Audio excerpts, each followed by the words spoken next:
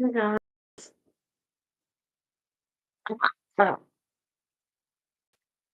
cheetah? Almost said leopard cheetah pantyhose on tonight? Red high heels? I hate this shirt. I'm gonna take it off. Fully skirt, but it's short, so I'm using Lolly to cover it. Let's say hi to everyone. People are like very strange. Like literally last night while I was sitting here crying, saying how like I'm very suicidal, committed self harm again. They're like, "You're looking like you're doing great. You're doing like." What is the need to write? Like people feel the need to write their opinions of how someone looks, literally while they're telling them like I'm like deeply suicidal. Like, like, I don't know. Um, but hope everyone's doing great, except for anyone who's ever robbed me or anyone else and caused harm to someone like was done to me. But everyone else, I'm glad that you're here. So began question mark. That's where we left off yesterday. Um, because she's saying, is it a moment where things began a relationship with her and Tessa Jane? Because right now this chapter's on Addie's perspective. So, because remember the mom is like weird. She's like, don't you ever talk to that Tessa Jane. Like, she's really bitter towards the kid for being born. And like, I can totally understand, like, pulling you guys up, certain contexts where a sibling, I'm pulling you up.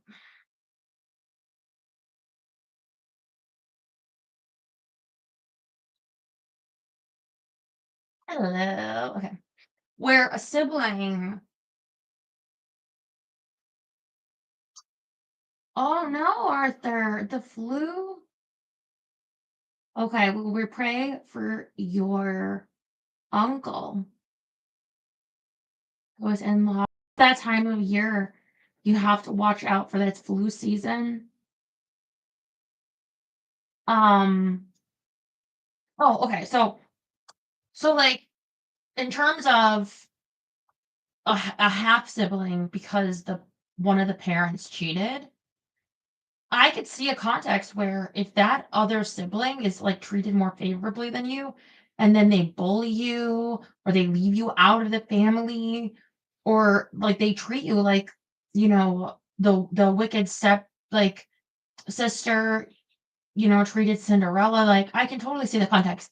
Doesn't look like that's here. I feel like Tessa Jane is just a representation of the father's like affair to the mother, and therefore she has to be the sacrificial goat. And so in this specific situation, I think it's unfair how she's being treated.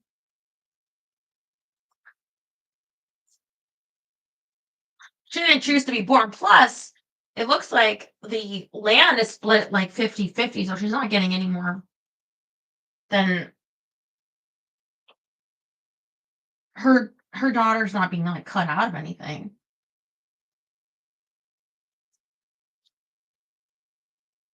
Oh, okay.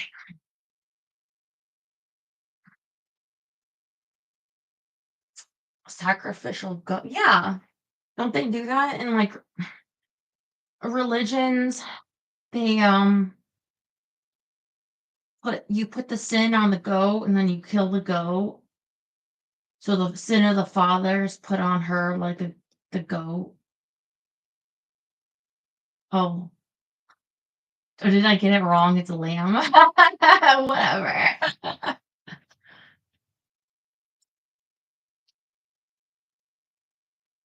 Mm, is there a difference? Mm, okay. Something had changed between us yesterday at the bakery. Shifted. Began. I wasn't sure. I was still wary of letting her in, afraid of being hurt yet again. Still, I had to admit it had been nice for a moment there, the two of us feeling like a team, feeling like we had each other's backs, feeling like sisters.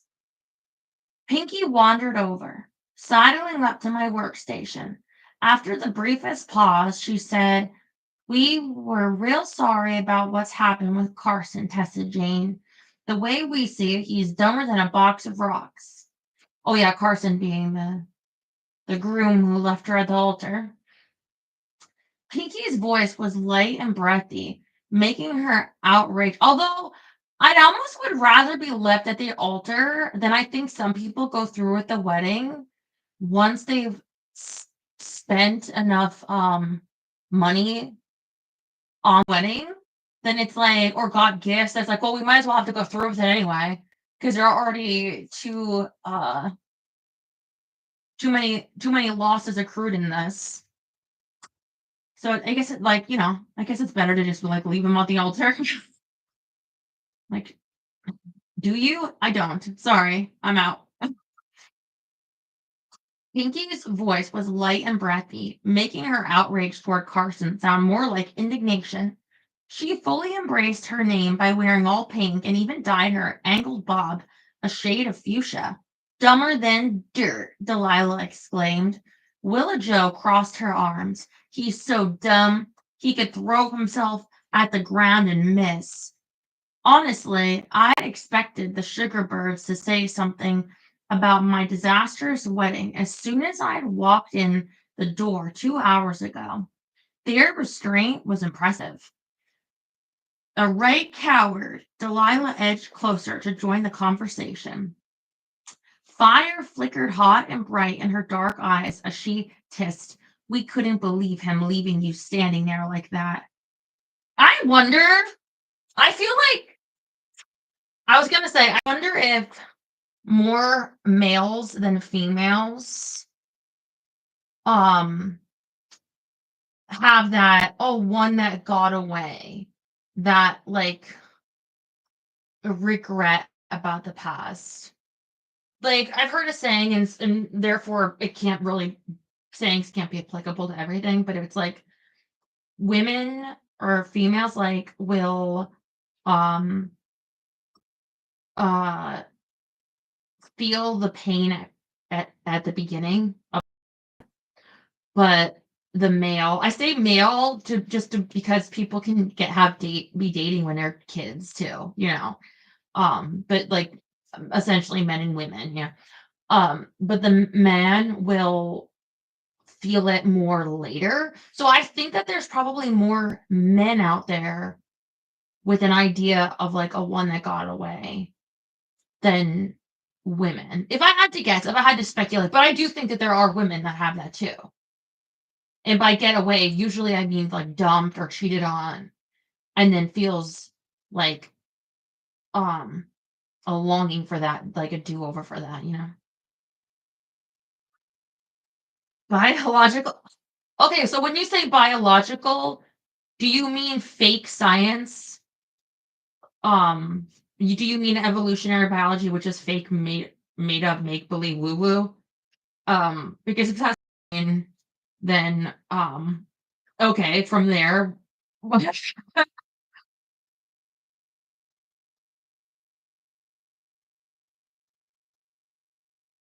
My favorite thing about evolutionary biology is all the times you have to read where the theories were proven wrong.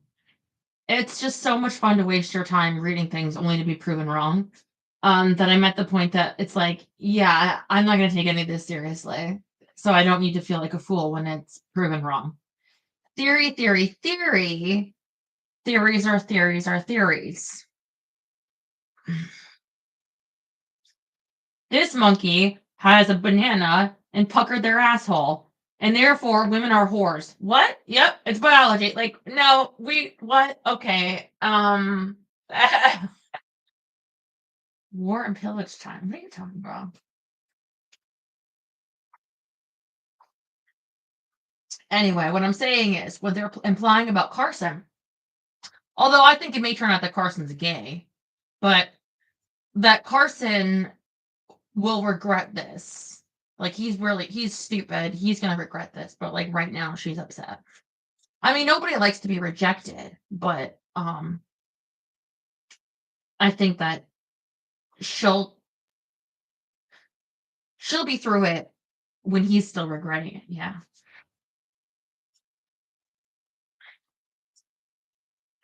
Mm, mm. A right coward. Delilah edged closer to join the conversation. Fire flickered hot and bright in her dark eyes as she hissed, "We couldn't believe him leaving you standing there like that." They all stuck their hands in their apron pockets and rocked on their heels, waiting for me to fill in some blanks. Hives formed on my chest as I tried to banish the image of me waiting behind a floral hedge for Carson to take his place at the end of a flowery aisle and waiting and waiting. "Did he ever explain himself?" Pinky asked.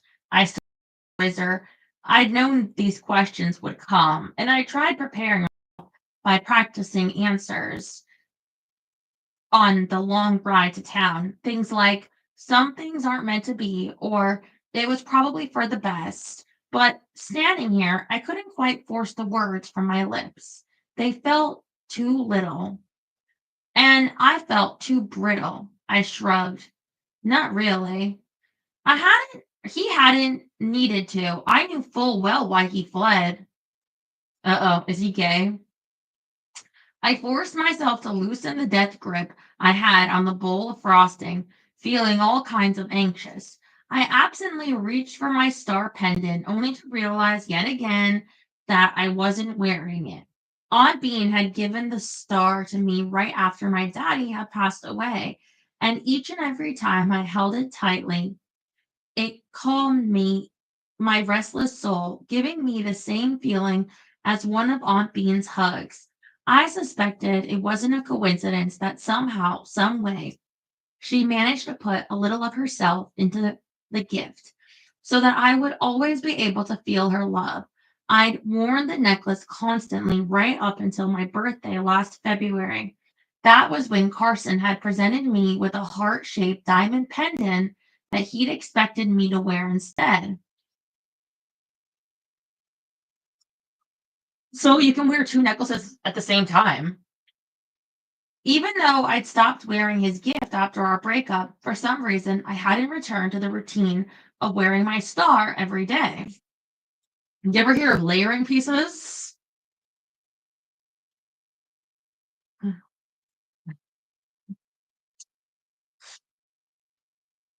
Which only showed how out of sorts I'd been. I made a mental note to text my mama and ask her to send it to me because lately I was feeling the need for its comfort more than ever. A horn honked, a staccato bleat, and we all turned toward the sound as the Bootsy's Blooms delivery van rolled up to the door. Delilah's eyebrows lifted. "Anyone's birthday? Anniversary?" We all murmured no and moved in closer as Stan Reeves sauntered in, carrying a purple cellophane wrap basket. He was a big teddy bear of a man who reminded me of Santa Claus, with his white hair, beard, and bushy eyebrows. Hot! And of course, a big belly that jiggled like a bowl full of jelly when he laughed. Ho, ho, ho. "Afternoon, ladies. My, don't it smell like heaven in here?" It truly did. The sponges for the vanilla dream cream cakes, a vanilla cake with a silky custard filling, were currently baking, infusing the air with Aunt Bean's divine vanilla scents. "I've got a delivery for Miss Tessa Jane." My eyes widened as he stepped up to me, handed over the basket. "Good to see you, sweetie." My cheeks were hot, and I felt the itch of a hive starting on my arm. Who on earth had sent me a gift basket? "You too, Mr. Stan. How are your grands?" "They're teenage terrors," he grinned broadly, "but I love every hair on their troublemaking heads." Delilah slipped him some money from the petty cash tin, and he thanked her. Then he took a good look around, his smile faltering ever so slightly before saying, I best be off. Y'all have a good day. Once he was out the door, Pinky let out a light laugh. Poor guy. What? Why? I set the basket on the edge of the counter, and the sugar birds closed in around me. Delilah said, he has a crush on Bean, but can't seem to work up the courage to ask her on a date. Pinky added, he hasn't been in a relationship since his wife passed 6 years ago. Bless his heart. So he's a bit rusty when it comes to the dating game.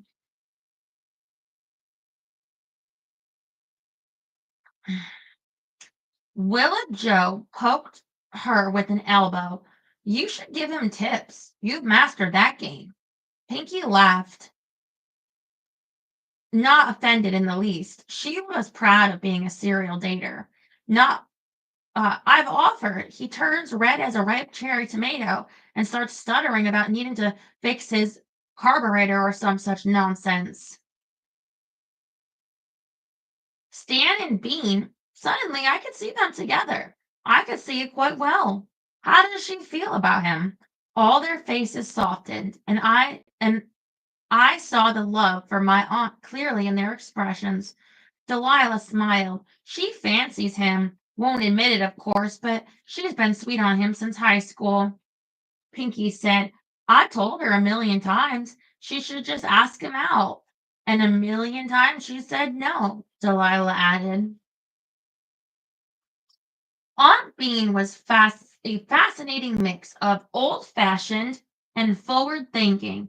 She loudly and proudly embraced Willa Jo and her lifelong partner, Mary Beth, but asking a man out? No way. Oh, Terry, are you going to tell me that that's based on biology too? That the man need to hunt, like the female is the cheetah, and the men to hunt to feel like they've got a prized meat sack to eat their carcass, and and that's why you can't be asking the man out because it takes their balls and rips them off.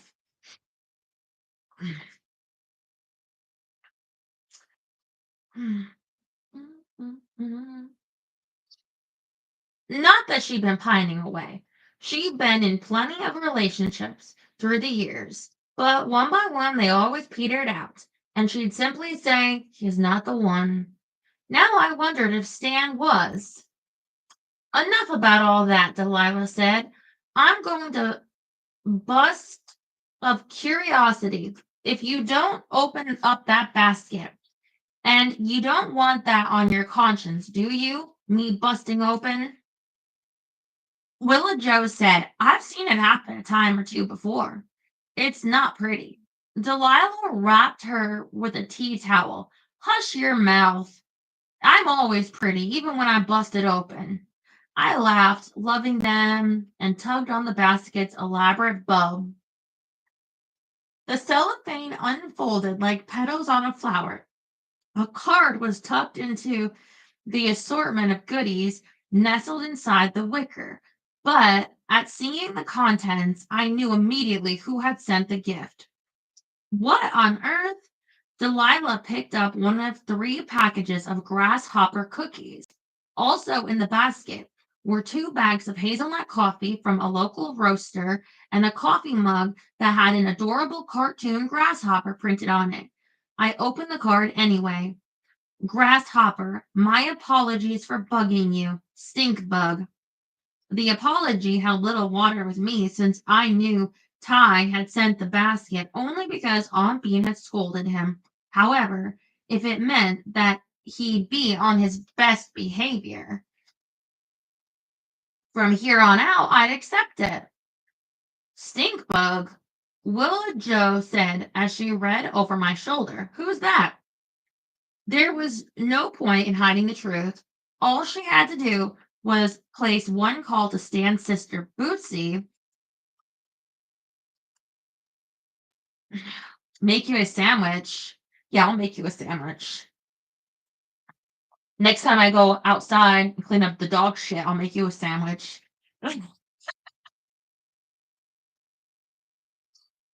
Stupid motherfucker. All she had to do was place one call to Stan's sister Bootsy at the flower shop to get the scoop. Bootsy was a talker. Ty Underwood. Delilah's eyes widened, glinting with interest. Pinky elbowed me playfully. Can I give you a few dating pointers as well? Seems to me it's Ty who's needing the pointing. Tessa Jane ain't been in town but a minute, and he's already in the doghouse. What'd he do? Willa Joe asked. Do we need to have a come to Jesus meeting with him? I've got some free time this afternoon. Smiling, I said Aunt Bean already gave him a talking to. I tucked the card back into the basket and threw the wrapping away. We're good now. I don't even know what a grasshopper cookie is. I'm kind of thinking mince because I feel like I've heard somewhere grasshopper being like mince, maybe because it's like green.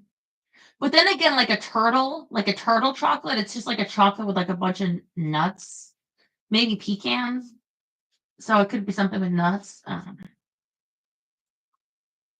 Um, all right, but so help us if he bugs you again, Willa Joe said, and Delilah and Pinky nodded. Now, what's the meaning of the nicknames? I know there's a story there.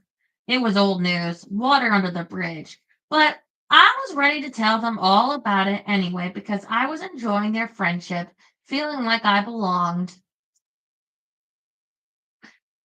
It was the sound of a dog barking that stopped me. I tipped my head. Is that the infamous Hambone? Pinky said, no doubt. He's the best cake hunting dog around. In fact, it's the only thing he hunts. That dog is a lover, not a fighter. Should we call Miss Ernie? I asked, to let her know he's loose. I'll send her a text, but usually Hambone wanders on back home after visiting Estelle.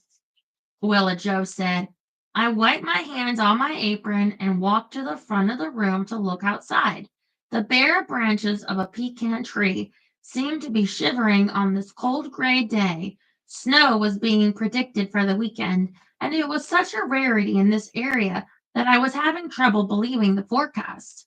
Willa Joe gathered up scraps that had been trimmed off one of the vanilla cakes and squished the pieces into small balls. He comes by 2 or 3 times a week, she told me. He's going to be right sorry when we move back to Market Street. Or he'd simply start showing up there. Coonhounds were excellent trackers.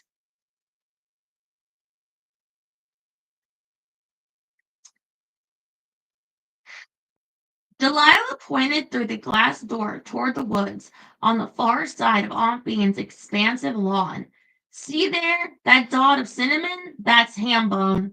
The reddish blur seemed to be galloping. The echo of his barks filled the air.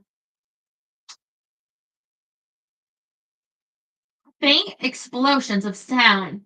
Delilah frowned, but something don't sound right. Usually he did sound a bit frantic. Now that I listened carefully, as the dog zoomed past the farmhouse, we all hurried outside and gathered on the stone walkway.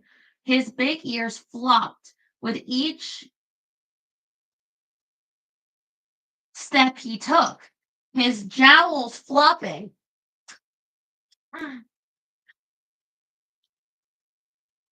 And as he neared, I noticed a long broken rope trailing behind him. How it hadn't snagged on anything during his adventure here was beyond me. But then I saw the starlings. They circled overhead, dipping and rising, gleaming like freshly polished silver against the gray clouds, their iridescence glowing in the dull sky. Their movements were jarring, up, down, left, right, sharp turns, not smooth like usual, almost desperate. Goosebumps rose on my arms. Hambone zoomed past the cars parked on the cement pad next to the barn, hurdled a low hedge, and ran straight to me. The rope, I noticed, was a tie out. Its clasp remained firmly attached to Hambone's collar. The other end was missing its snap hook. Here, boy, 3 cake balls sat on Willa Joe's palm. Despite Hambone's sweet tooth, he didn't seem to have any interest in her offerings. Well, I'll be. Willa Jo clucked her tongue. That's a fine how do you do? I picked up the nylon rope, and once again I had it in hand. Hambone jogged off. Pinky's quiet voice was as crisp as the cold air as she joked, "Looks like he's taking a shine to you, Tessa Jane. He's wanting to take you for a walk." Chocolate with mint. Oh. I stayed where I was, and as soon as he felt resistance, he came racing back to me.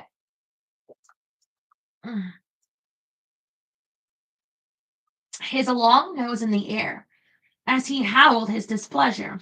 I patted his head, running my fingers over his silky ears.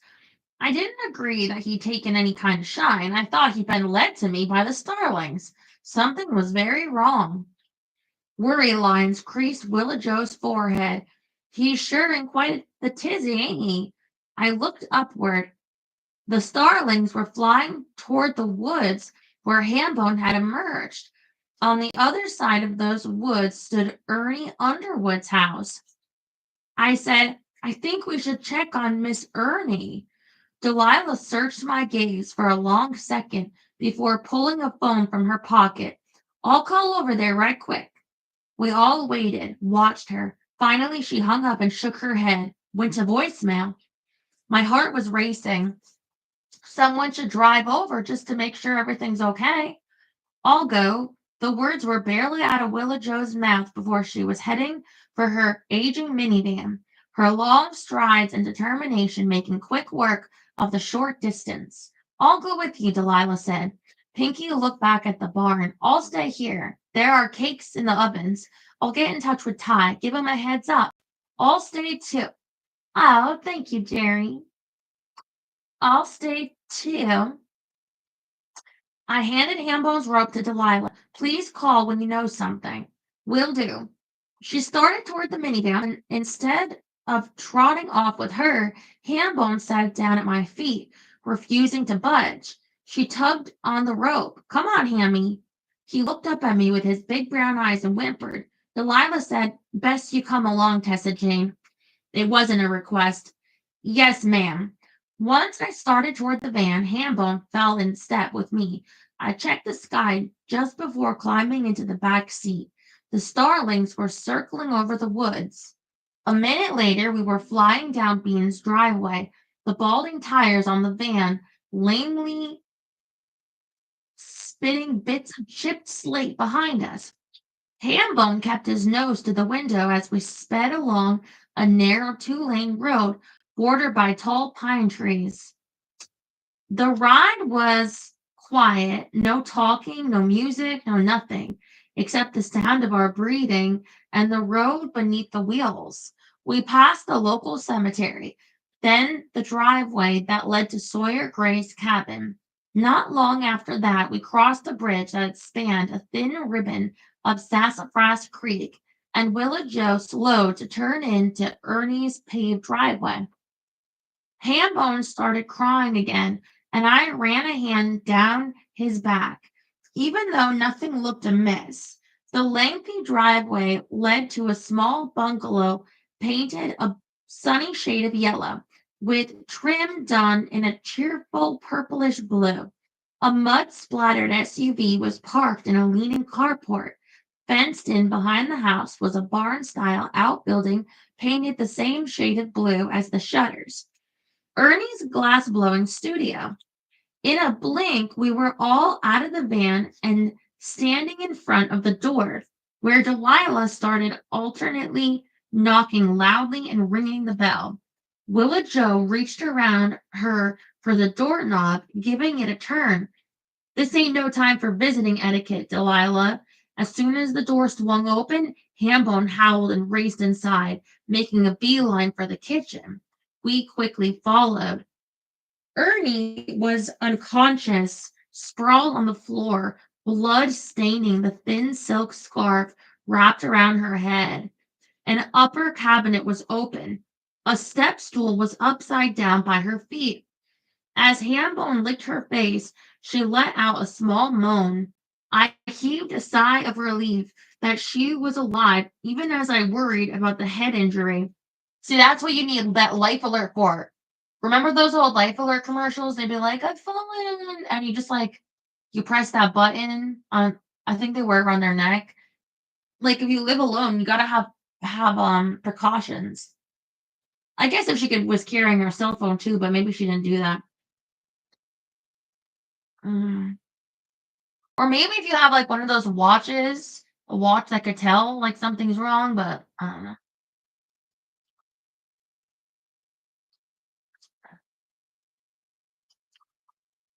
I would imagine if she's on the chemo, you'd be pretty weak.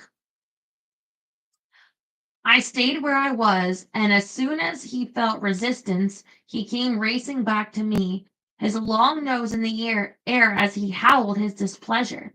I patted his head.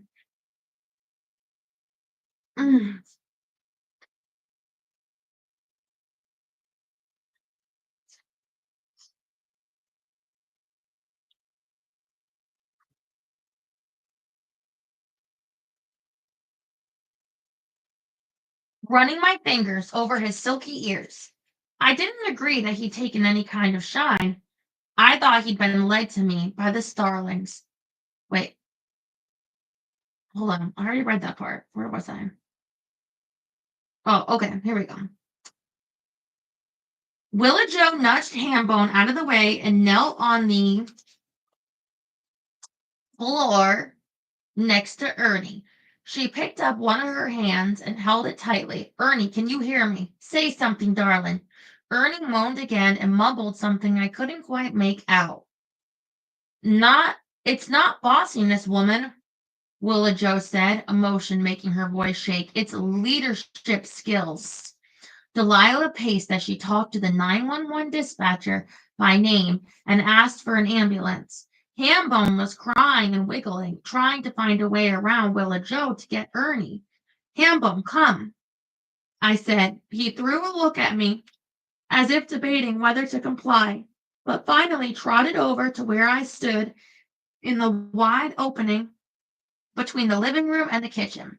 Out of the way, I bent down and gave him a hug. Good boy, Hammy, good boy.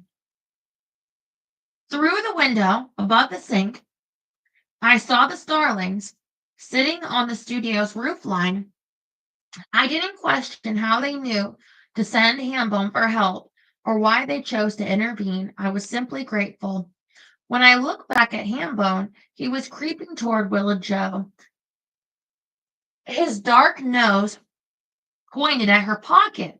He snuffled, then bayed. Willa Joe laughed. I suppose you done deserve a treat, being a hero and all. She reached into her pocket and pulled out one of the small cake balls he dismissed earlier. His jowls shook as he chewed happily. Ernie wiggled like she was planning to sit up, and Willa Joe said, You stay right there. Bang your head, but good when you fell. Help will be here soon enough. Just as she said it, Delilah called out, Ty's here. I turned toward the front door and braced myself as he ran up the front steps and into the house, saying, I was already on my way here when I got the call about my mama. Is she okay? She's in the kitchen, Delilah said, stepping aside and sidestepping the question. An ambulance is on the way. He barely spared me a look as he ran past me and dropped down at Ernie's side. His hand was shaking as he picked hers up and patted it tenderly. It's going to be okay, Mama. Everything's going to be okay. Hambone was doing circle eights, and I was trying not to cry because when Ty had looked at me, I hadn't seen his usual disdain. Instead, I only saw the shiny love he had for his mother swimming in a pool of anguish and apprehension. In that unguarded moment, I caught a glimpse of his heart and his true nature and wished he wasn't so set on hiding it all the time because it was utterly beautiful. Ernie blinked her eyes open. She mumbled something again, but this time I heard her plainly as she said, About time this hard head of mine came in handy. Don't you worry none. I'm going to be just fine. Then her gaze slid right past him to me, her eyes the same color as her son's. She smiled weakly. It's real good to see you, Tessa Jane, minus the circumstances and all. Don't suppose you brought those cookies of yours I love so much? It was late and cold and dark. The cloud hung low in the sky as I crept through the backyard on tiptoes, as not to disturb the sleeping ducks, and climbed over the fence to avoid the creak of the hinges on the back gate. Aunt Bean and Addie were already in bed for the night, and I didn't want to disturb them. To my left, Sawyer's cabin was a mere silhouette, but I could hear the trill of the starlings in the woods as I made my way through the pasture, heading toward the star crater. The birds were chattering as though talking amongst themselves, probably wondering what I was doing. I wasn't quite sure myself. All I knew was that I'd been pulled toward the starlight tonight. I had to see its glow up close and personal, even though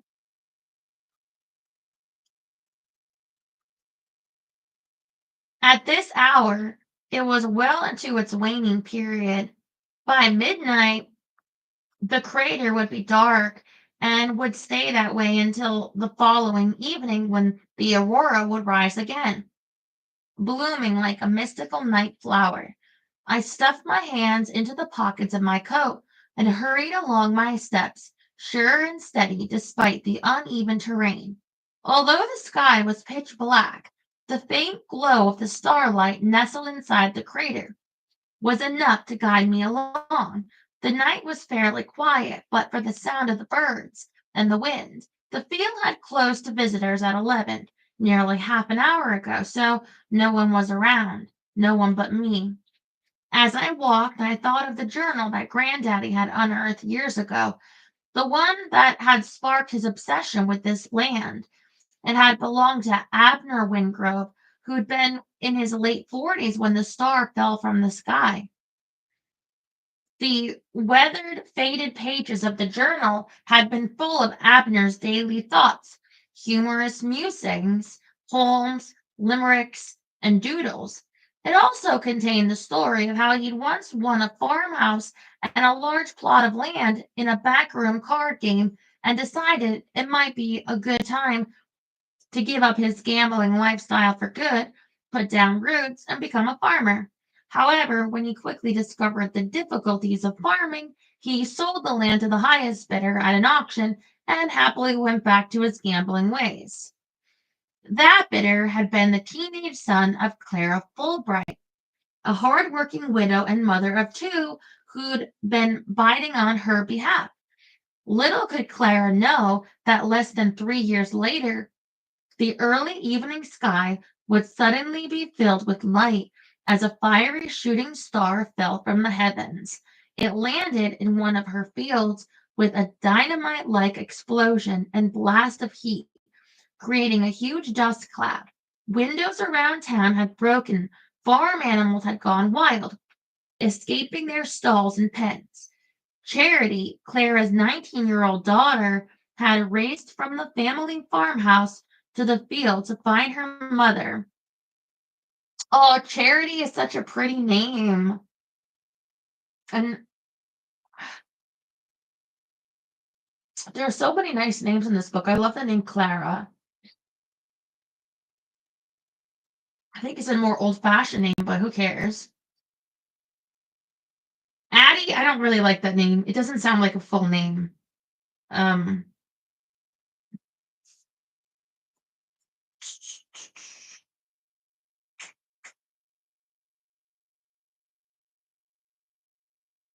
Tessa Jane sounds like a sweet name, but Tessa, I'm sorry for any Tessas out there, but it sounds like a stripper name.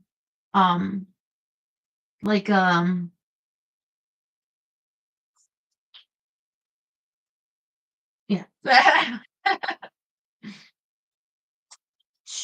uh, who'd been out harvesting cabbage for the night's supper, but there had been no sign of her mama. According to his journal, Abner had been one of the many townsfolk who rushed to the farm to see what all had happened. As night fell and the search for Clara continued, he noticed something glowing near the woods, and not too far from the crater. Upon further inspection, he found what he believed to be a piece of the broken star and described it as a gemstone that looked like a chunk of grayish glass, about the size of a pecan. Even though it lost its glow, as soon as he picked it up, when he held the star in the light of his lantern, it sparkled like a diamond. Before he could make sense of what he found, a silvery bird came out of nowhere and plucked the broken star right out of his hand, carrying it away. No one had seen it happen, and no one believed him when he told the story. In his journal, he reflected on whether he'd imagined the occurrence until the next night when the aurora fully appeared, glowing brightly, glowing like the gemstone he found, but on a much grander scale. Grass crunched as I followed the curve of the crater upward toward its entrance point. When I was younger, I'd read Abner's journal cover to cover many a time. I'd been captivated by his writings. He looked at the world around him, a challenging world to be sure, with humor and grace and kindness. Although he was a gambler, he often gave money away to those in need. He took in an injured bird and nursed it back to health. His doodles were often nature scenes, a caterpillar on a twig, the whiskers of a cat, the veins of a leaf. His poems had been whimsical, almost feeling more like nursery rhymes. I'd been hardened by the similarities between us, hardened by the fact that there was a male Wingrove who wasn't cold, distant, and greedy. A cold, a cool wind blew as I paused at the entrance to the Star Walk, the wooden walkway that curved around the crater. As I took in the sight before me, the reaction at seeing the light.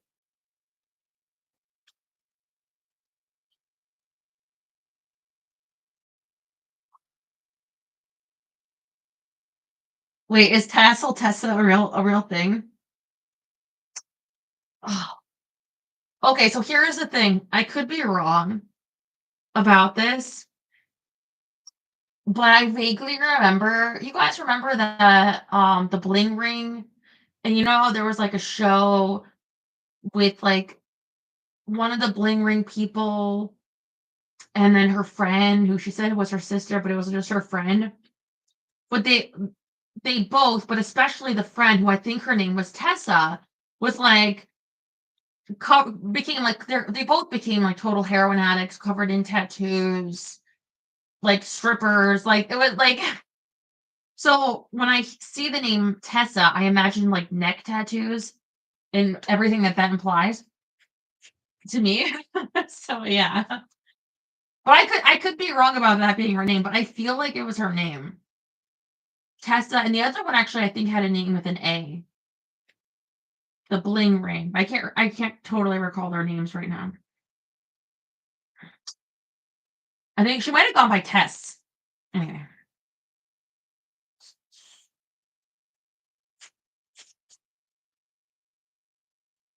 The reaction at seeing the lights was incredibly emotional. It was as if it reached inside me, making me feel all the feels.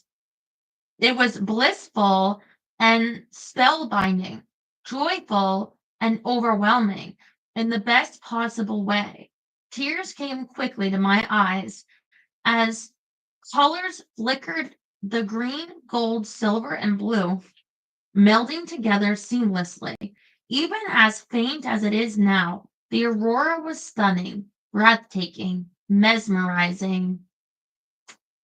I pressed my hands to my chest as though I could capture these feelings and hold them there forever. This awe and the knowledge that even on the darkest night, light could still be found, whether it was here in a luminous crater or deep within a heart, a soul. In the distance, the starlings still chattered as I stepped onto the star walk and into the light. I was immediately engulfed with a sense of calm, and I soaked in the peace of the moment until I realized I wasn't alone. Ahead of me on the walkway stood a man. His hands braced on the railings, his head hung low. I froze, unsure what to do. No one should be out here, not even me. Yet the starlings weren't swooping in, so I knew he didn't pose a threat. I turned to go, not wanting to intrude, when I heard grasshopper. Slowly I faced him. Stink bug? What are you doing out here? He asked, sticking his hands into his pockets. What are you doing out here? I returned. Light swayed under the walkway, ebbing, as I took a step closer to him. That's when I noticed tears glistening in his eyes, and my breath caught. Are you okay? Fine. Is your mama? She's doing all right. She has to stay in the hospital, though, while they run a bunch of tests. His voice held no hardness, no derision, only exhaustion. I could only imagine the day he'd had. I resisted the urge to give him a hug. Is there anything I can do to help? No, but thanks. I should get going. I need to collect ham bone and a few things for my mama. I realized he must have come here on foot. Ernie's house wasn't too far away through the woods. You don't have to go just because I'm here. Stay, especially if you're needing the clarity right now. I'll go.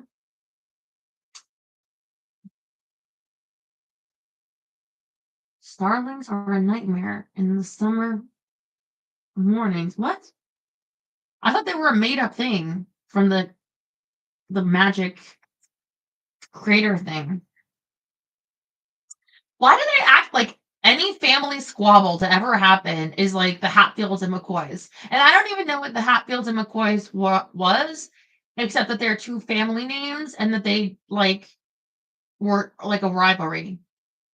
But it's like just because you're families doesn't mean no, they're real. Doesn't mean that you have this like deep seated like animosity forever. Like which one of Trump's sons are single? Which is the tall one? What's his name? Billy? What okay, so what if like Trump's son like gets a thing going with like Chelsea Clinton and it's like no one would care because it's like just because your relatives had a campaign together once doesn't mean that you can't find love, you know? So if Chelsea Clinton and Barron can make it, then these two scrappy kids can make it in this world. Not to start rumors.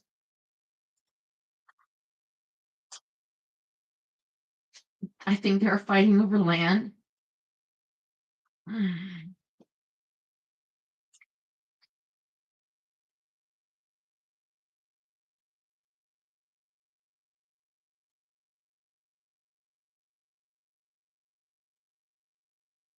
I resisted the urge to give him a hug. Is there anything I can do to help? No, but thanks. I should get going. I need to collect ham bone and a few things for my mama. I realized he must have come here on foot. Ernie's house wasn't too far away through the woods. You don't have to go just because I'm here. Stay, especially if you're needing the clarity right now. I'll go. He dragged a hand down his face and sighed, a deep, soulful, weary sigh. When he looked at me, I saw a warmth in his eyes I'd never seen before. I think I got what I needed, but if you're fixing to leave, can I walk you back? I don't like the idea of leaving you out here alone. I held his gaze for a long moment, suddenly questioning if the clarity he'd been seeking here tonight had to do with me. As I studied his face and saw no trace of animosity, deep down I knew it to be true, because I fully understood what it must have taken for him to ask to walk me home, for him to even be worried for me. I didn't push back. Instead, I accepted the peace offering for what it was. All right. As we headed off into the night toward the farmhouse, I noticed the starlings had gone quiet. I couldn't stop thinking about how I'd felt compelled to go to the field tonight, of all nights, and couldn't help wondering if the starlings had played a role in our truce and in Ty Underwood walking me home in the dark.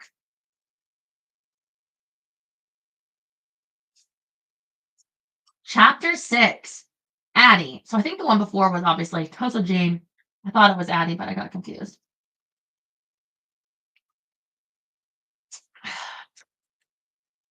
Like Verbena. I like that name. Verbena. If your cake batter done split when you added your eggs, there's no need to start over. Just beat the mixture a little harder and throw in an extra pinch of flour. Sometimes one small change can change everything.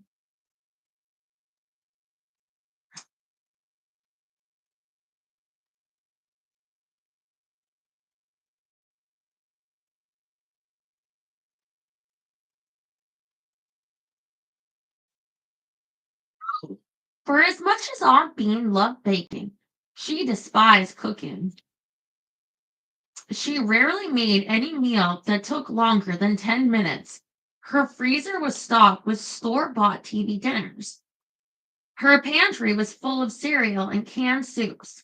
It wasn't unheard of for her to eat microwave popcorn for supper. Everyone knew this about her, too. So, if she wants to eat canned soup, cereal, popcorn, who cares? That was why most of her meals came from the kitchen of kindness. At least once a week, a friend would inevitably drop off a casserole or covered dish, claiming they had extra and wanted to share. But if you eat too much popcorn, though, you'll get a bellyache. I think the popcorn has too much air in it or something. I suspected there was a schedule floating around, a campaign most likely orchestrated by one of the sugar birds. Willa Joe, probably. She was a get it done kind of woman, or perhaps Delilah. Small and fierce, she made things happen, sometimes by sheer will, or even Pinky, who seemed flighty on the surface, but often took care of details others overlooked. All the women were at their best in an emergency like what had happened with Ernie Underwood earlier this week. Ernie's due to be released from the hospital on Saturday, Aunt Bean said as she slathered a whole wheat dinner roll with butter early Thursday evening. Poor Ernie had lost her balance and fallen off a footstool, hitting her head on the edge of her kitchen countertop on the way down. What was thought to have been a simple head wound that would only require stitches had turned out to be a touch more serious. She had a small brain bleed, hemorrhage. But Ernie was fortunate. No surgery had been needed as the doctors predicted the injury would eventually heal itself. However, to be on the safe side, they wanted her to remain in the hospital for a while. Is someone going to be staying with her when she gets home? Tessa Jane asked, leaning forward over her bowl of beef stew, looking like she was ready to volunteer for the job if need be. Okay, most of you out there that live alone, like me, do you make elaborate dinners usually for yourself? Like I know Terry treats himself every Sunday to Chinese food. Um, and they be raising them prices. Um, like I guess sometimes like if I can get a steak or salmon on sale, I'll make it for myself. But most of my dinners come in the microwave. They're from like the lean cuisine section, or like I have to try. Like I'll tell myself like to try to make something again if it's on sale that it's for me and the dogs. You know, I guess what I'm saying is I think for her being alone, that's like normal. Like my sister felt bad like when my mom died and she went in her kitchen and she was eating mostly that kind of thing too. You know, soup in a can or just like a microwave meal because it was just for herself after her husband died. Electric oven. Oh my God, Daryl, you do. You make yourself ice cream from home. You are extra. It's from fake butter. What? What? Okay. This morning, Tessa Jane had unearthed a crock pot from one of the kitchen cabinets and had made quick use of it. When I came in after working an afternoon shift in the barn kitchen, I'd been greeted by the delightful aroma of simmering stew. It felt for a moment like I'd walked into the wrong house. I found Tessa Jane looking perfectly at home, sleeves pushed up to her elbows, as she kneaded dough on the marble top prep table. She'd whispered to me that the stew recipe had come from the American Heart Association's website, but hadn't mentioned that fact to Bean. We'd been dancing around Bean's condition since we'd heard about it, and so had she. When I drove her to Montgomery on Tuesday for an echocardiogram, I had to stay in the waiting room during her appointment. Later, when I asked how it went, she said only, "Not too bad, Pumpkin. We'll know more soon." I had the feeling she knew more than she was letting on, that her condition was worse than she was telling us. It was a fine line to walk, suspecting but not knowing for certain. Aunt Bean dunked the buttered roll into her bowl. Ernie is planning on staying with Ty for a spell until she's steady on her feet. Despite the fact that Bean hardly used her kitchen to cook, it was the heart of her big rambling home, which had been seen numerous which had seen numerous renovations and additions through the years. Its style, much like her wardrobe, was a mix of old and new, with plenty of color. Old white cast iron farmhouse sink, wood floors, and shiplap walls. Newer sage green cabinets, granite trimmed with white lace curtains. Various brass and cast iron pans that had been passed down through the family hung on a pot rack above an antique blue prep table in the middle of the room. Colorful vintage Pyrex bowls sat on open wooden shelves. A large rusty metal starling hung on the wall. It had been crafted by Granny Fulbright, my daddy and Bean's mother, a long time ago when Granny had been in her teens. The wood stove that divided the kitchen from the living room currently had a fire blazing within its box, warming the whole downstairs, chasing away the winter chill. Bean's two tabby cats, Minnie and Mo, were stretched languidly on a cat bed set up in front of the stove, clearly loving the heat. As far as I'd seen today, they'd taken fairly well to having a dog in the house. Of course, it helped that Hambone had practically been glued to Tessa Jane. "So, Hammy will continue to stay with us?" Tessa Jane asked, her tone light and hopeful. The dog sat like a perfect gentleman next to Tessa Jane's chair at the round table, watching her intently as she ate. Every once in a while, he'd whimper deep in his throat, a reminder, really, that he was being a good boy and would enjoy a piece of stew meat. "Oh, thank you, Jerry."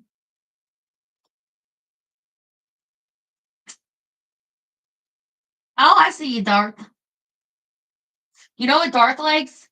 It's this, what is it, a melt from Burger King? I have to try that. My plan is next, not this Friday, but next Friday, to try one of those red Mountain Dews. If I'm gonna do it live if Joe Dirt Nation calls. Patty Melt, yeah. And maybe I should get one of those too when I can do a try. Yeah.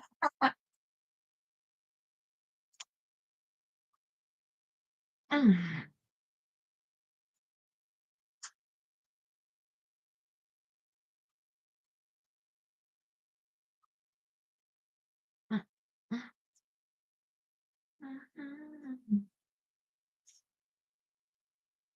If I hadn't seen it with my own eyes, I wouldn't have believed it. Once when we were younger and having a backyard. But Terry, you're such a liar. When did you have time to get Mountain Dew? What? Tea party with Aunt Bean to celebrate her birthday. which was the only reason I'd agreed to it. Tessa Jane had made sure we packed cloth napkins, held her cup delicately, and when she stirred sugar into her tea, she took extra care to ensure that the spoon didn't clank against the porcelain. Granddaddy said stirring shouldn't make a sound, she said as she concentrated, her eyes full of bold blue determination. Looking back now, I realized there had been a bit of fear in her eyes as well, worry that the spoon would slip, that she'd make a mistake. I dismissed it then, because in those days, when it came to Tessa Jane, I dismissed everything, always hearing my own mama's voice in my head, telling me to pretend Tessa Jane didn't exist. I shoved those painful thoughts aside and glanced at my sister. A quote from Talladega Night. How would I know that? What?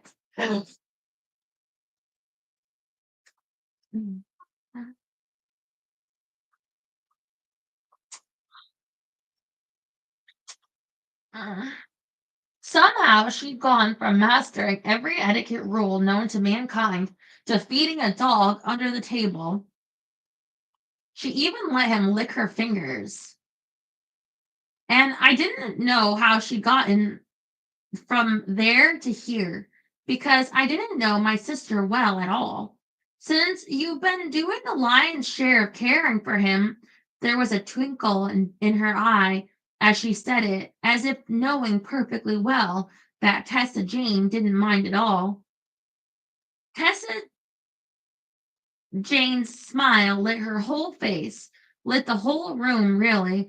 It was an angelic glow, one born from pure happiness. And I was glad to see it after noticing how her inner light had dimmed. She said, I love having him here, though I do feel for Ernie, having to miss out on his company. Once she's back, maybe we can take him over for a visit, outside, of course. Hambone whimpered again, and Tessa Jane patted his head. He was here because he'd lost his fool head his first night at Ty's place. What with there being an opossum inside the house, never mind the kittens. Oh my god, I feel like an animal like that inside the house, Phil would kill it, and I would hate to see it. He'd howl to wake the dead the whole night long. It had been Delilah who'd suggested we care for the dog.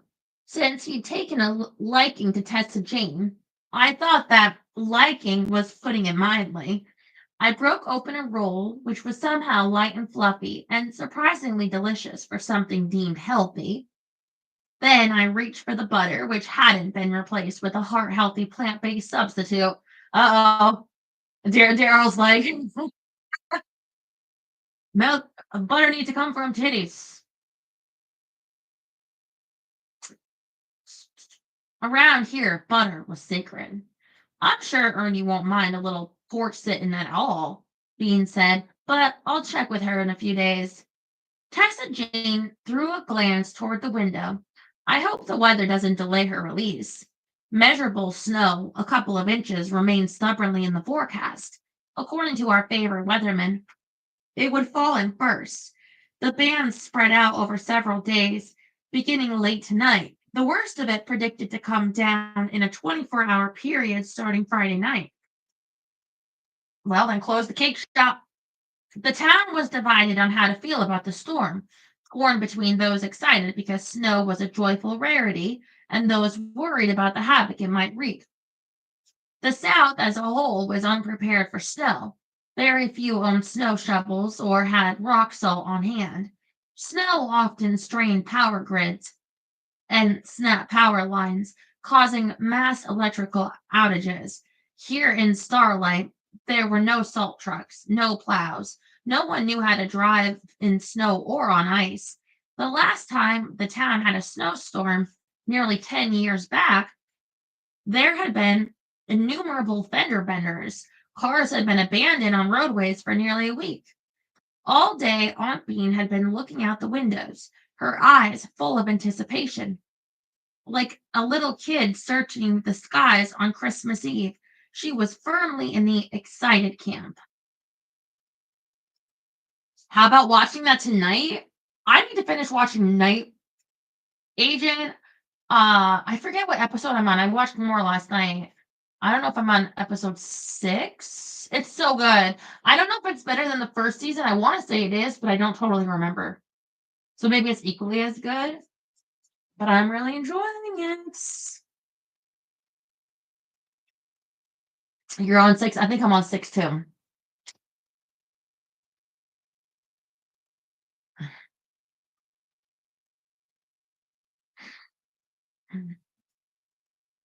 You know what movie here looks good? It's called The Companion or Companion. Maybe The Companion. Mm. He got a battery one and then tape speakers. What? Oh my god. People do anything for the gram.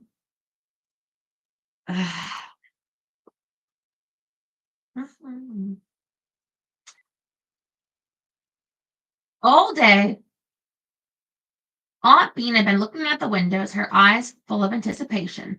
Like a little kid searching the skies on Christmas Eve, she was firmly in the excited camp. Ty will move heaven and earth to get her home. That truck of his has four-wheel drive, so don't you worry none, Peanut. Bean dragged her spoon around her bowl. Any word from your granddaddy about canceling his party? I don't like thinking about his guests, especially you out in a storm. Winchester was throwing a big to-do tomorrow night. The sugar birds told me half the town was invited because rumors were swirling that he was planning on running for mayor. It was a bold, egotistical move, a power move, really, because he knew he could use fear to his favor. Thanks to Constance Jane and her numerous investments, he now owned half the town. People wanted to keep the peace with him, unable to afford rent hikes on their homes and businesses.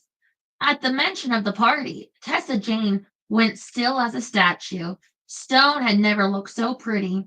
Her blonde hair was down tonight, falling in waves over half her face. Emotion filled her blue eyes, making them seem bigger, brighter even. No, ma'am, she said. To be fair, a party that large would take months of planning, and Winchester couldn't have known about the storm system when he chose the date, yet not postponing now that he knew. Snow was blowing in was such a Winchester thing to do, one that showed how little he cared about others. Bean said, no doubt he's betting the storm peters out, but it's unwise of him to take the risk. I sighed inwardly, noticing her reach for her watch to smooth its face with her thumb. The gesture told me exactly how worried she was. Rubbing her watch was a soothing technique to ward off her shadow, just like how I grabbed hold of my pendant when stressed. I wouldn't be the least bit surprised if Aunt Bean didn't sleep a wink tonight, since her shadow caused insomnia. Any word from Petal Pottinger about postponing the wedding? Tessa Jane asked. It was a good question. I thought it equally unwise to hold a wedding in bad weather. Oh, yeah, because you're going to have anniversaries every year in bad weather. I think most people get married in the spring. Earlier, none of the sugar birds had wanted to talk about the wedding cake scheduled to be delivered on Saturday morning, as though in fear of jinxing the outcome. Last I heard, Bean said, reaching for another roll, she was considering moving the wedding and reception up a few hours. Late morning for the ceremony, early afternoon for the reception. But I haven't been notified of any official change. Only a small town where everyone knew everyone could such a feat occur. A few hours might make a big difference in terms of the weather, or it could be pointless. Putting the wedding off a week or maybe forever, since a Buckley was involved, would be a better choice, in my opinion, not that I had to say so. I glanced outside. The floodlights illuminated a wide swath of the backyard. The doors to the shed, the ducks' makeshift home until their coop was built, were closed, keeping Lucy and Ethel warm and dry and safe from any bad weather. Temperatures had hovered just above freezing for most of the day, and the sky had been a solid sheet of gray. Right now, it was hard to believe that once the storm system moved through, there was sunshine and warmth in the forecast. The time change wouldn't make a lick of difference for us anyway, Aunt Bean said. Willa Joe will still need to drop off Petal's cake at the Celestial Hotel first thing Saturday morning, but if the weather's terrible, I won't open the bakery. An extra day off would be right helpful since I'd like to sort through some closets and such to get an inventory together of what all I've stashed away over the years. Then she casually added, for insurance purposes. We both eyed her suspiciously. I think we both realized she wanted to take inventory, not for her insurance agent, but for her lawyer, for her will. I felt queasy just thinking about it. Before either of us could say anything, Hambone suddenly started baying. He scrambled to his feet and dashed to the front door. Not a second later, headlights beamed through the front windows. Are you expecting someone? Tessa Jane asked loudly, to be heard over the dog as she pushed back in her chair. Hambone quiet. Miraculously, he obeyed. Not me, Aunt Bean said. I shook my head, praying it wasn't Sawyer and Luna at the door. I didn't know when she was due home from Mentone, and I wasn't at all sure what I was going to do when she returned and wanted to talk about Reed. At the knock on the front door, Hambone started jumping and barking, hissing. The cats darted under the couch. Aunt Bean laughed. Tessa Jane peeked out the side light, and I noticed her shoulders stiffen.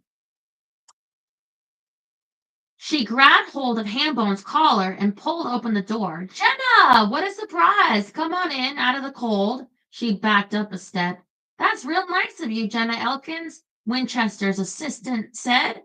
But I need to be getting on home. Mr. Wingrove wanted me to drop this by on my way. I could easily hear the apology in her voice as she handed over a large brown shopping bag. Tessa Jane took the bag by its handles, and Hambone immediately stuck his nose in it. Are you sure you can't stay with us? We have supper on the table. We're happy to have you. She looked over us. Aren't we? The offer was pure politeness on Tessa Jane's part of her DNA as a Southern woman. Sure are, Bean said. I nodded. There's plenty. Jenna stuck her head in the door, gave us a tired smile as she patted Hambone's head and said, Thank you. It smells delicious, but I need to get on my way. I promised my mama I'd carry her over to Friddle's to load up on groceries before Snowmageddon. Best you hurry then, Aunt Bean said. I heard tell the shelves were clearing out fast, but let me know if they don't have what you need. Between here and the barn kitchen, I've got plenty to spare. Thanks, Miss Verbena. I'll let Mama know. Y'all have a good night. With one last pat of Hambone's head, Jenna turned and left. Tessa Jane waited until the headlights were pointing down the driveway before she gave one final wave and closed the door. She let go of Hambone's collar, and he immediately trotted to the couch and stuck his nose under it. A gift? Bean asked, nodding to the bag. I'm not sure. It's heavy, whatever it is. Tessa Jane walked over to us, put the bag down on the chair, reached inside, and pulled out a note card. Her lips thinned as she read silently, then dropped it on the table. The note card was monogrammed with WHW at the top. Winchester Henderson Wingrove. His handwriting looked like scribble, pure chicken scratch scrawl. Once again, Tessa Jane reached into the bag. Granddaddy wasn't sure I'd packed anything appropriate to wear to his party, so he took the liberty of sending over 2 dresses. As if she couldn't buy something appropriate on her own. Tessa Jane had been raised on a strict diet of appropriate. Aunt Bean lifted an eyebrow. Well, wasn't that nice of him? Her syrupy tone made it clear the gesture was not nice, not at all. Tessa Jane pulled out a tissue-wrapped bundle and set it on the table. Carefully separating the tape from the paper, with a flourish, she unfolded a red mini dress, a one-shouldered number that was covered in eye-catching sequins. She held it against her body as horror shined in her eyes. He can't be serious. She threw that dress over her shoulder and pulled out another bundle. In it was a floor-length emerald column dress made of velvet, complete with puffy sleeves, the cuffs of which were trimmed in black feathers. It has to weigh 5, 6 pounds, Tessa Jane said, holding it against herself. Hambone snarled. I swanee, Bean said. It's feast or famine. Both dresses had designer labels and undoubtedly came with high price tags. Look at this ungrateful bitch. She's like, I'm not going to wear this. But neither look like something Tessa Jane would choose. Oh, and some people in the world have real problems. Okay.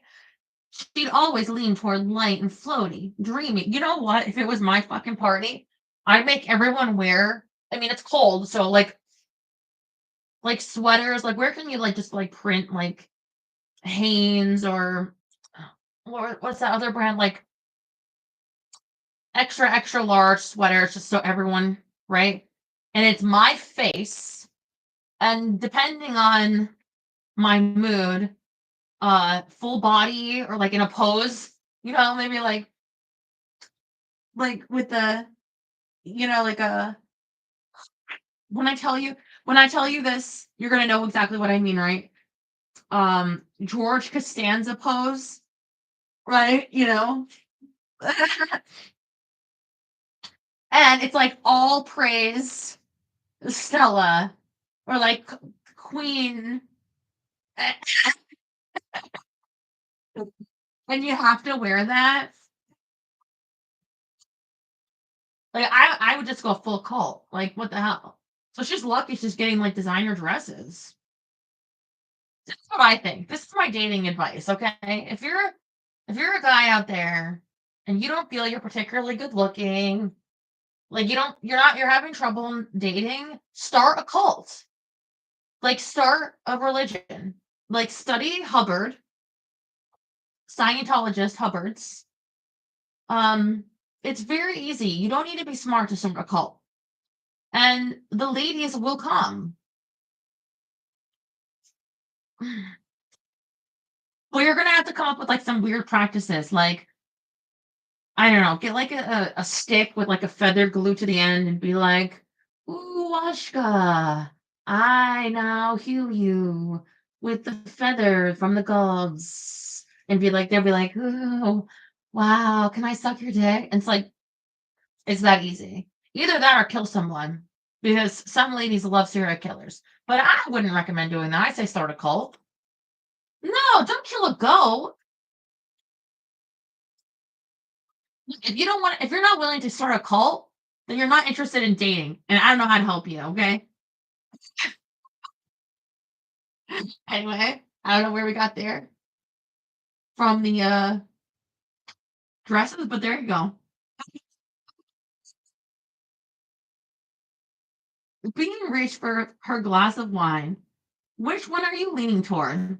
Tessa Jane sighed as she carefully refolded the dresses and tucked them into the bag, which she then placed on the prep table behind her. I suppose the green one, since I'd freeze to death in the red, but I don't particularly care for either. She wrinkled her nose. Maybe I'll drive to Montgomery tomorrow afternoon to find something off the rack. Granddaddy won't be happy, but sometimes you have to draw a line. A deep line, I said. Tessa Jane cracked a smile and tucked her side bangs behind her ear. A whole chasm. That smile, it made my chest ache and stirred hopes that we could piece together some sort of relationship. But she's mad that he didn't find some cheap piece of crap, like wash the floor with it, and threw it in a bag and sent it to her. Like, he's mad. Uh, For a couple of reasons, I didn't let many people into my protected, sheltered life. But the longer I stayed away from Starlight, from Bean, from the Sugarbirds, from Tessa Jane, the lonelier I'd become. A friend my own age would be nice, a real friend, not just the acquaintances I had in Birmingham, like Ellie at the coffee shop or Dwayne, the pizza delivery guy. My weekend hiking group, or Taj, the sound engineer at the studio where I recorded my lines for the animated series I worked on. Someone like my sister. Maybe we could use this time here in Starlight to get to know each other, really know each other, not only what Bean shared with us. Perhaps being here was the fresh start we both needed. Bean said, "Why Montgomery? With the Valentine's Gala coming up soon, Gossamer's bound to have more dresses on hand than usual." The dress shop here in town usually carried a varied selection between Thanksgiving and Valentine's Day. They catered more toward party dresses and formal gowns. The gala was a huge community affair, so the shop would likely be fully stocked. You know what? If this was a scene in a movie, like they're going dress shopping, this would be a montage, and like Addie would be like, "What do you think about this?" And then over would be like, "There she goes," like one of those like lame songs. "There she goes again," and then like Tessa Jane would twirl, and Aunt Bean would be like, "Yeah, well, no, maybe Aunt Bean's not there." And then in the end scene, they're holding hands and walking out with bags, like, "Let's go get smoothies." Are you ready for a montage?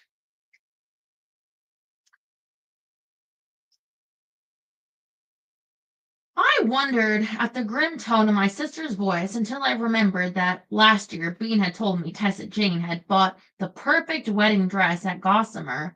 No wonder she didn't want to shop there, what with all the memories it would dredge up. Tessa Jane sat down, picked up a spoon, and dragged it through her stew. With any luck, Granddaddy will cancel, and I'll be spared from going at all. Her hopefulness rang out like a fragile crystal bell. Hambone whimpered and put a paw in her lap. Tessa Jane picked a carrot out of the bowl with her fingers and fed it to him. As he gobbled it up, I glanced at Aunt Bean and fed it to him. All right, Aunt Bean, she was looking at Tessa Jane with her eyebrows practically raised to her hairline. Tessa Jane's blatant disregard of her table manners hadn't gone unnoticed by Bean either. "You don't have to go. Stay home," I suggested, immediately postponing my plans to work on my new sound booth tomorrow night. "We can watch a movie." Aunt Bean nodded eagerly. "Popcorn, spiked hot chocolate, George Clooney, snow falling. A more perfect night there could not be." "Why?" I asked, truly curious. It was obvious by her body language that she was dreading the party. "You're allowed to say no." She glanced at me. There was something in her eyes, a heartbreaking peek into the life she'd led, that suggested I might be wrong. Fidgeting with uneasiness, I revised my question. "What would happen if you said no?" "It doesn't matter. I need to be there." Pushing her bowl away, she added, "At least for a brief appearance. I certainly don't plan on staying long. So count me in for the movie, as long as you don't mind starting a bit later." "We don't mind at all, do we, Addie?" Bean asked. I shook my head. Hambone shuffled forward and put his head on Tessa Jane's lap. She gently tugged his long ears through her fingers. She was going to be heartbroken when it came time for him to go home to Ernie. It was clear she'd become attached to the dog as he had to her. "Girls, look!" Bean exclaimed. She tossed her napkin on the table and pointed toward the kitchen window. Snow fell lazily, gentle flurries of drifting flakes. "Hurry now," Bean said. "We must try to catch a snowflake before the snow stops." Bean thought all snow to be magical, but held firm that the first snow of the season was especially so, believing that if you caught a flake in your fingertip, it foretold a winter of happiness. She left her walking stick and coat behind as she hurried toward the back door and yanked it open. Hambone sailed past her into the fenced yard and started howling and jumping, his tongue lolling as he tried to catch falling flakes. Tessa Jane and I quickly followed. "Isn't it glorious?" Bean said, clouds of steam puffing in the dark night. She stretched her hands out toward us. I took one, Tessa Jane the other. Then I held out my hand toward my sister. Surprise flashed in her eyes as she set her hand in mine, completing the circle. As one, we lifted our faces to the sky. Snowflakes landed in our hair, melted our faces. We stood there like that for a good minute, caught up in the magic of the moment, before realizing that the flakes were slowing. "Hurry now, girls." Bean pulled her hands from ours. She held our index finger, and laughter filled the air as she scurried about, trying to catch a snowflake. It wasn't as easy as it looked. Tessa Jane followed her lead, keeping her arm steady as she darted about. "I keep missing." "Me too," Bean said, jogging right, left, then right. I stood perfectly still with my arm outstretched, watching, waiting, and a large flake soon landed on my fingertip. Aunt Bean saw it happen and rushed to my side. "Lucky girl, a winner of happiness for you." I took a second to watch them, tears threatening, knowing my season of happiness had already begun. Then the snowflake melted on my fingertip, disappearing as if it never had been there at all.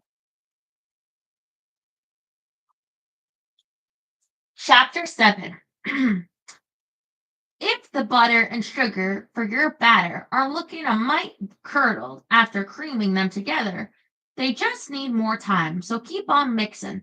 Trusting the process and staying the course will almost always get you where you're wanting to go. Tessa Jane. Crisp blades of grass crunched under my feet early the next morning as I stepped off the back patio. By the sound of their excited chatter, Lucy and Ethel likely knew I would be arriving soon with their breakfast. Inside the house, Hambone howled in dismay at being left behind, but it was best to feed the ducks without his eagerness to help them finish their food. Shimmery frost clung to branches, fence posts, the garden bench.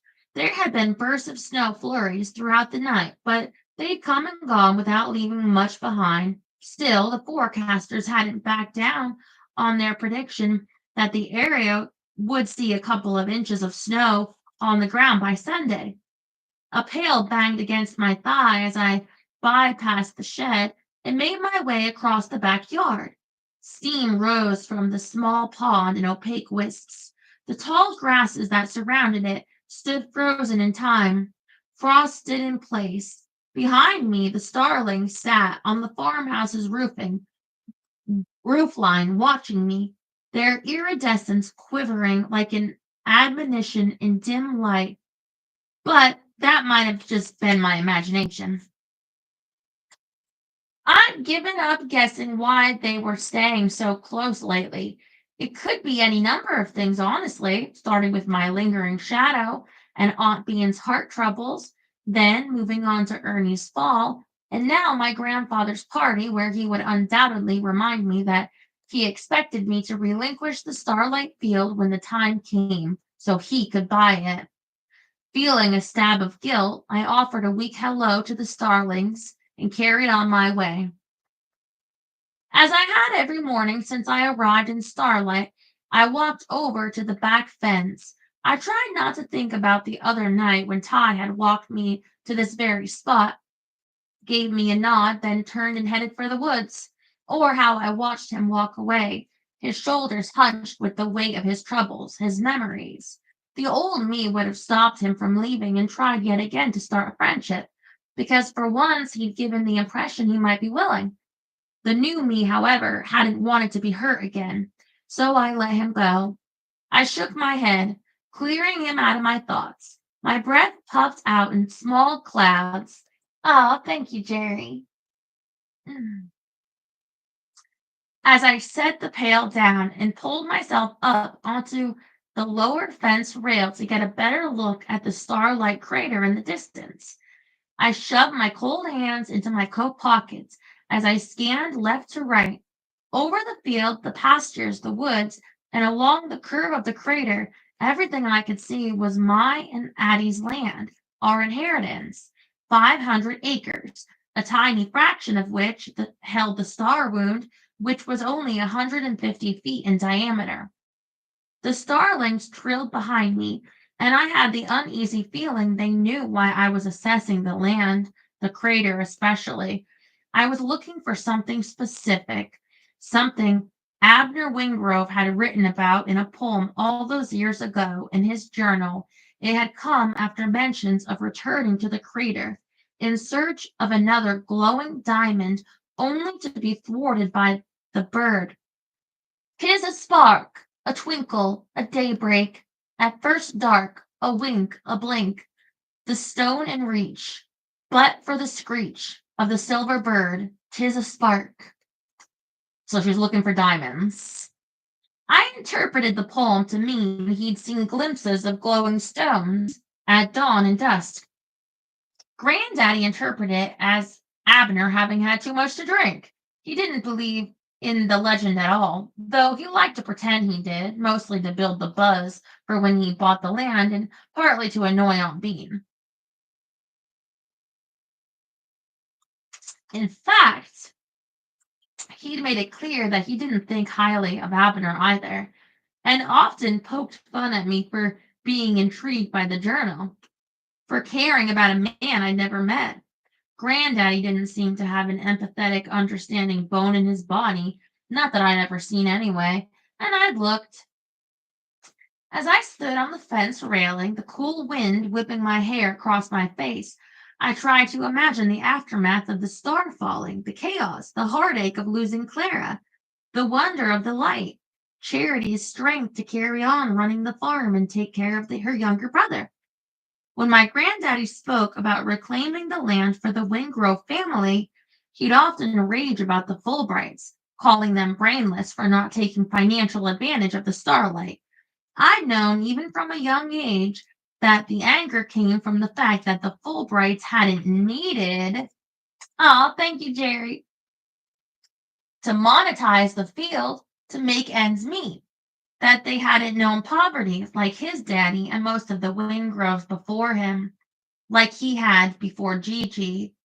I knew he believed that if Abner had kept the farmland in the first place, his own life wouldn't have known a moment's turmoil, which just showed how narrow-minded he could be.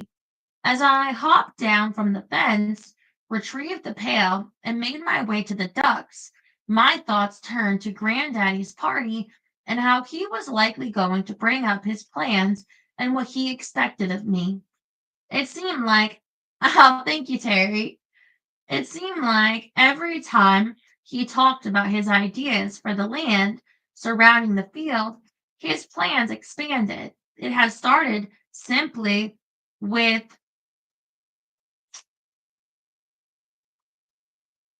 entrance and parking fees, then a lodge, then a hotel, a resort, a water park. It was impossible to ignore all that he saw when he looked at the starlight aurora were dollar signs. He cared little about the light and its clarity, or that the Fulbrights felt like they were the guardians of something magical, something everyone should be able to experience for free. Given Granddaddy's background, he should appreciate that more than anyone, but he was too focused on what he coveted to be able to see the bigger picture. Suddenly, Addie's voice echoed in my thoughts, telling me I could say no. She'd meant in reference to attending Granddaddy's party, but right now I thought about all the times in my life I'd wanted to say no to him. But, like I told her, it wasn't that easy. My grandfather was a steamroller of a man, always planning, always scheming. According to my mama, my first words had been, "Yes, sir," to him. It was telling. I had grown up thinking I'd never had it say so. Not really. Honestly, I still felt that way most of the time. Mostly because voicing what I wanted, choosing what I wanted, remained out of my control because of the Starling Society. It was the secret network founded by my mama to protest victims or to protect victims of domestic violence. Unknowingly, my grandmother had funded the society with her allowances to mama and me, and if we wanted that money to keep rolling in by way of checks from my grandfather, I needed to toe the line when it came to appeasing him. Okay, so the Starling Society is founded by her mother to protect victims of domestic violence. Okay. It was something I'd done ever since I was old enough to understand what was at stake. In my head, I could hear my mama saying, "Smile, Tessa Jane, and just do as you're told. Think of all the people who need our help." So I pretended all was okay, that I didn't mind my life being mapped out for me, my career path chosen, that I didn't have an opinion, that I didn't mind giving up the starlight field when I turned 25. But now, in my current frame of mind, I couldn't help thinking about the person I'd been hurting by doing all that pretending. Me. Feeling all kinds of selfish, I sighed and pulled open the shed doors, and Lucy and Ethel greeted me with loud quacks and excited flaps of their wings. They ran circles around me before darting into the yard, heading for the pond, quickly filled their dishes, swept up,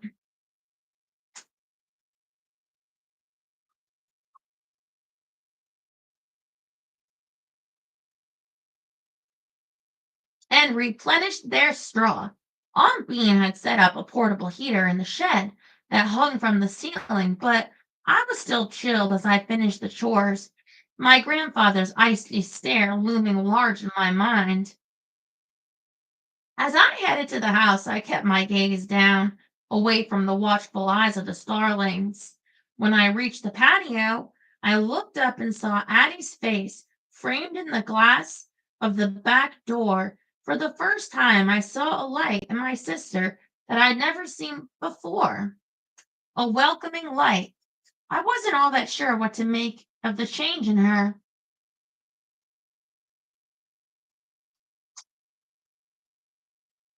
or how to feel.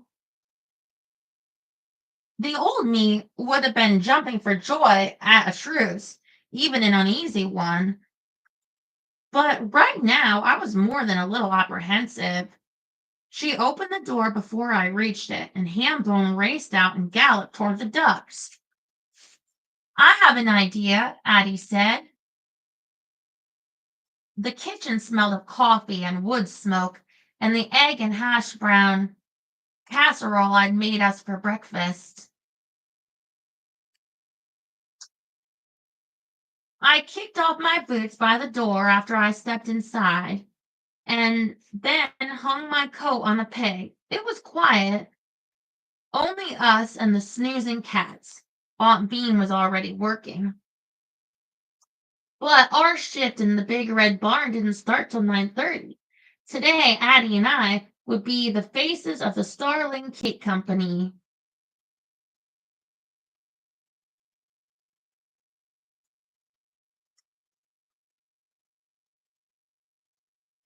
Kicked off her what? Her boots? Kick.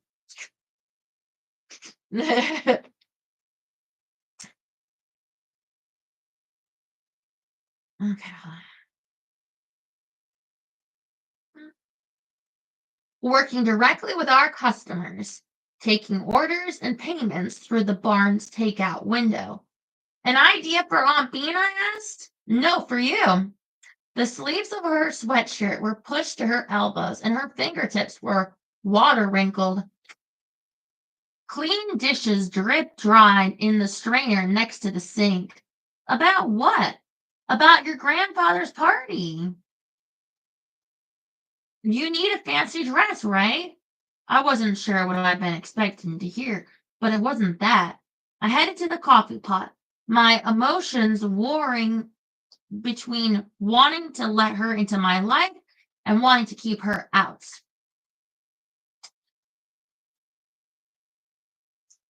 Right. Well, I have a dress, she said. You're welcome to borrow it if you like. Surprised, I nearly spilled coffee as I poured it into a mug. She was offering me something of hers. What was the catch? There had to be one, didn't there? It's fancy, but not too fancy. It's old, but a classic design. It was bought during my Audrey Hepburn phase. It's been hanging in my closet here forever. I got lost in the melodious sound of her voice for a moment, my heart calming, my body relaxing. As I added cream to the coffee and stirred, I hadn't seen much of my sister during her Audrey phase, which occurred during her senior year of high school, but remembered thinking her pixie haircut had beautifully suited the angles of her face. Addie tugged down one sleeve, then another. I never wore it, so no one will know where you got it. No one, meaning my grandfather, obviously. She knew he'd probably keel over if he learned I was wearing a hand me down. Why didn't you ever wear it? It was for senior homecoming dance, but I had a headache that day and I had to skip. There was a pain in her voice.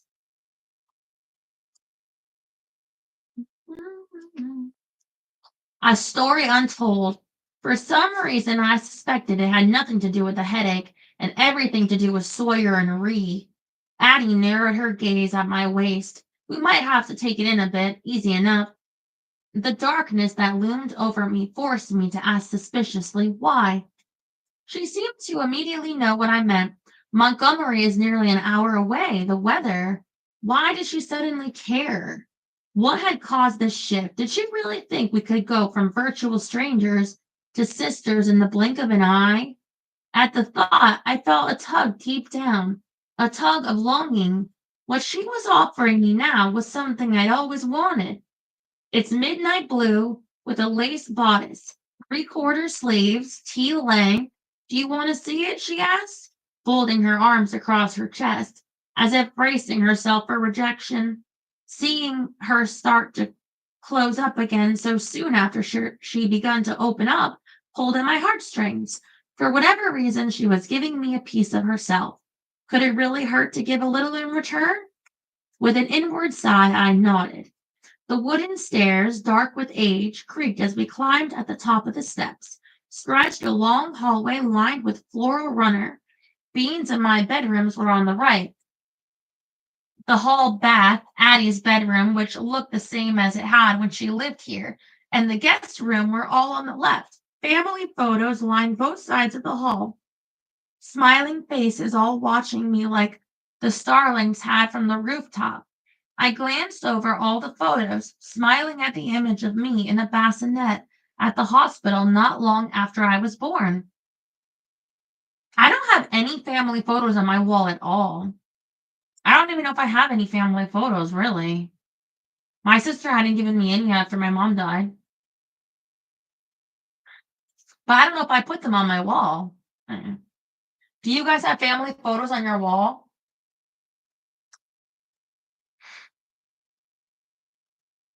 Then my gaze landed on one picture in particular and stayed there.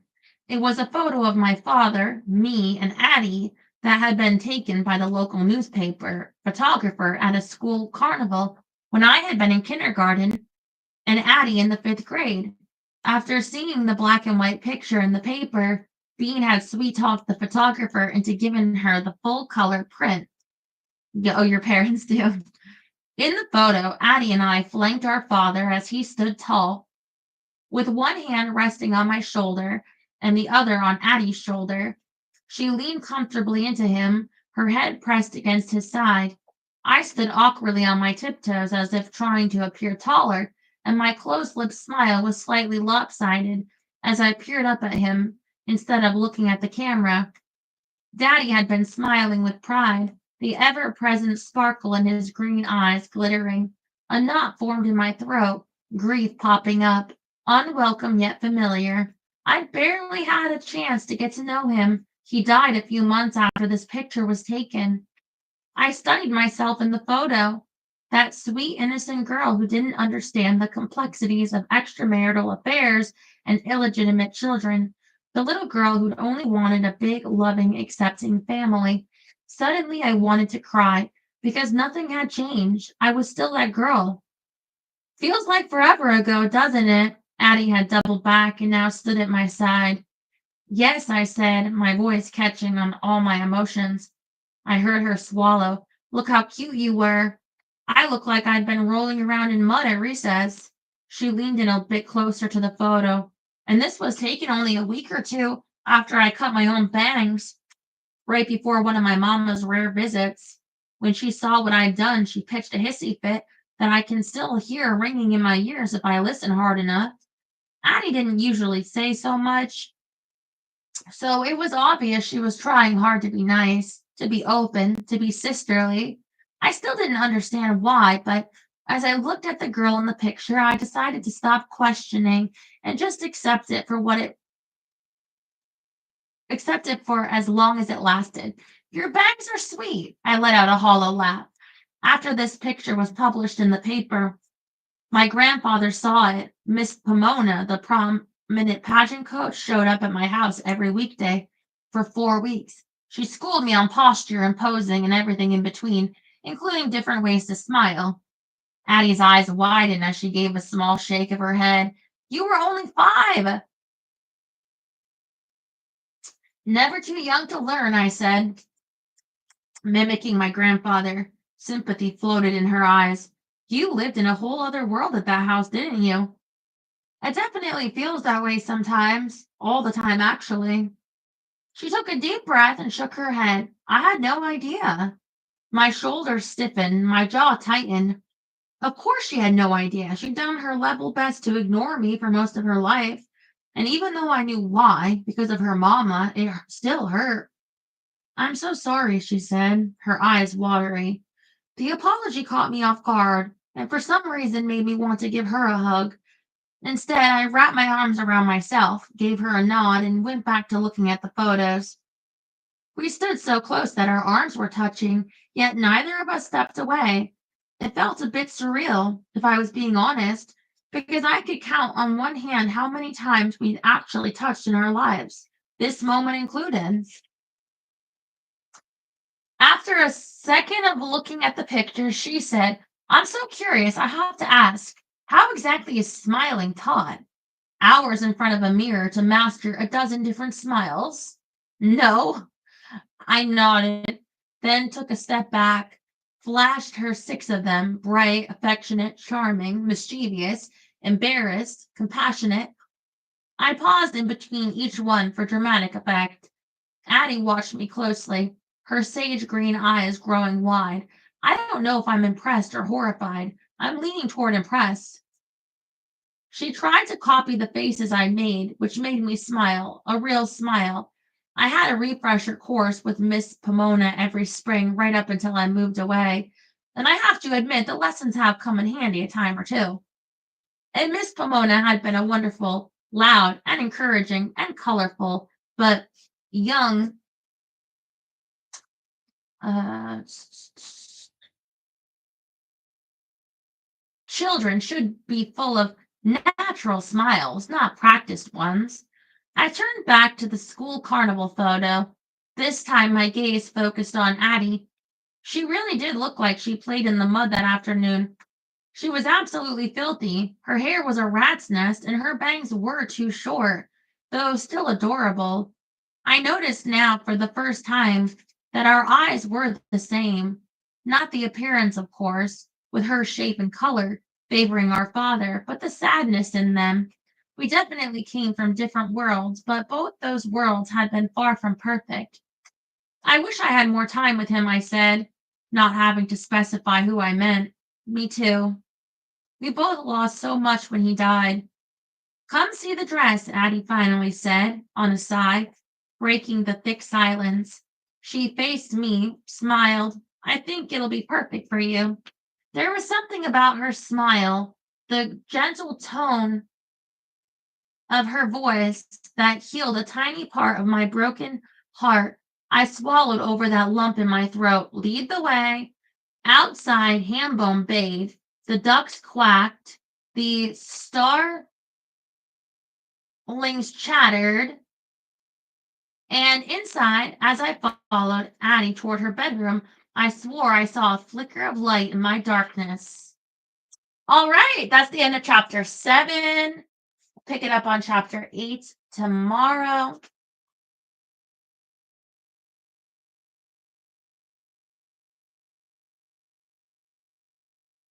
You mean you don't practice your smiling?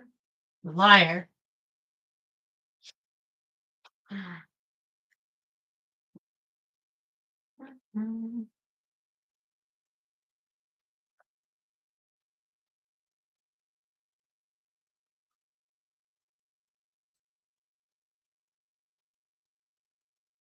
I think you'll practice your smiling if you were like criticized for your smile by like a parent or someone, or like made fun of for it, or you see yourself in a photo and you feel like you don't look right. I think then I could see it. I was always criticized for my smile and told not to smile because I had a gap in my tooth when I was a kid. So if I smiled, you could see it with my teeth. So like even to this day, if I'm smiling in pictures, I usually don't smile with my teeth because even though I don't have the gap anymore, I'm just like, don't show your teeth, Stella. Yeah. Things that stay with you. So I got a chair today.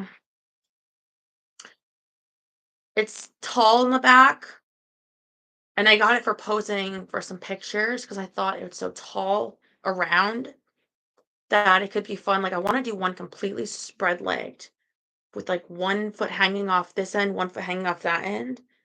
Um, and then like some like this way. So I got it at the thrift and I got some books. Um, and the lady was like, all these books, what are you gonna do with them? And I think she implies like I'm gonna sell them. I said, read them? And she's like, oh, it's good. But I should have said, find the best ones to read to you. But that's what I did. I got some books today and a chair. Um, that was cheap because it was at the thrift. And then while I was there, I tried to do the shorts. So I wonder if I can just upload from my phone. Like they were only doing 15 seconds. So I found this thing. It was like presidential, but didn't have a color tag. If it did, I would have bought it if it was a dollar, but not more than that.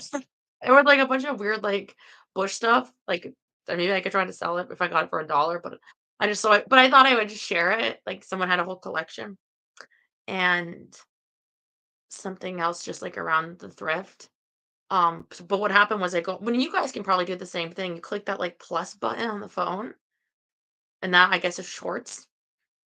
And then you can click record and it says like allow access for 15 seconds. And that's how I did it. But I'm wondering if it could upload and if then I can't do from my computer, how else I would do it. Would it just be clipping the phone? I don't know. I'm so um what is that image of like that older lady over like the computer where she's like, that's that's me with the shorts. She's like, that's so yes, my plan tonight is to make some salmon, watch more Night Agent. Um, I got given a person. I don't know if I told you this. My own person from that company because I'm like, why is this not all taken down yet? From the people that stole from me. So I got given. They decided to give me my own person so that every time I call, I don't have to like explain everything again and stuff. So I'm planning on writing them tonight. So um that's my plan for tonight. Anyway, I had such fun reading to you guys, and I look forward to like showing you all the books I got, finding even more fun books. But this is like a good, calm, relaxing one right now to read. Um, all right, I love you. Stay warm. Oh, and maybe some more uploads tonight. Yeah. Okay. Yeah. Mwah.